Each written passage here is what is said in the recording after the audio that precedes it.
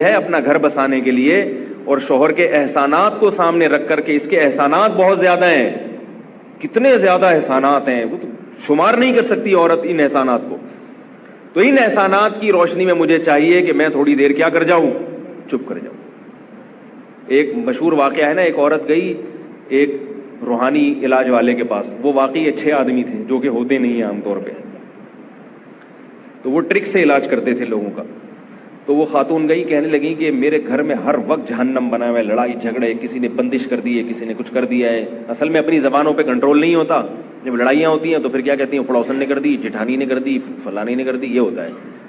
تو وہ گئی جا کے کہنے لگی کہ میرے گھر میں نا میرے میاں سے لڑائیاں بہت ہوتی ہیں.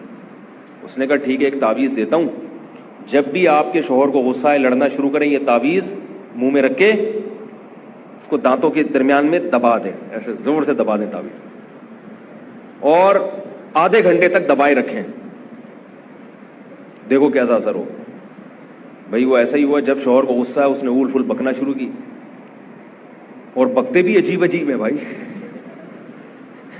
وہ کیا کیا بکتے ہیں ابھی چھوڑو، کیونکہ بعض اب ہمیں بھی بکنا پڑ جاتا ہے.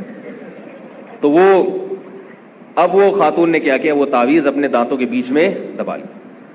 وہ بیچاری سمجھ رہی ہے کہ تعویذ کا اثر ہو رہا ہے. ظاہر ہے اتنی دیر کیا رہنا پڑا اس کو خاموش. تھوڑی دیر میں مرض نے جب اپنی بھڑاس نکالی تو تھوڑی دیر میں اس کو غصہ آتا ہے، یار وہ زیادہ ہی ہو گئی، ٹھیک ہے نا، اور کتنی اچھی ہے کہ آگے سے بول نہیں رہی.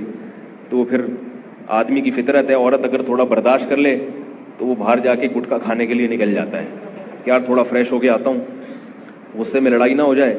اور جب باہر جائے گا گٹکا کھانے کے لیے تو خیال آ گیا ایک گٹکا واپسی پہ بیگم کے لیے بھی لیتا ہوں. جب غصہ ٹھنڈا ہوتا ہے نا تو انسان کی بالکل عجیب کیفیت ہو جاتی ہے. غصے کے وقت تو پاگل ہوتا ہے، اور غصہ جب ٹھنڈا ہوتا ہے تو بالکل الگ کیفیت. تو اب عورت کی ذمہ داری ہے کہ شوہر کے غصے کو کیا کرے، ٹھنڈا کرے.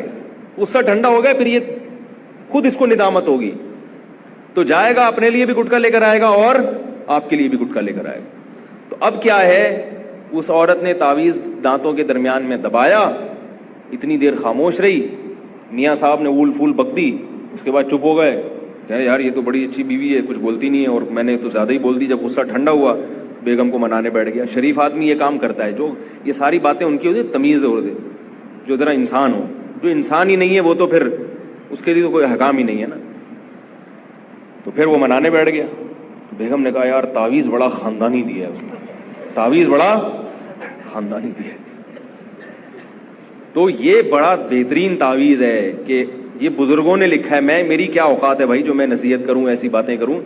حکیم الامہ مولانا تھانوی رحمہ اللہ تعالی برداشت کر لے. اور ایک اور بڑی پیاری بات لکھی ہے، فرمایا عورت کبھی شوہر کو دھمکیاں نہ دے.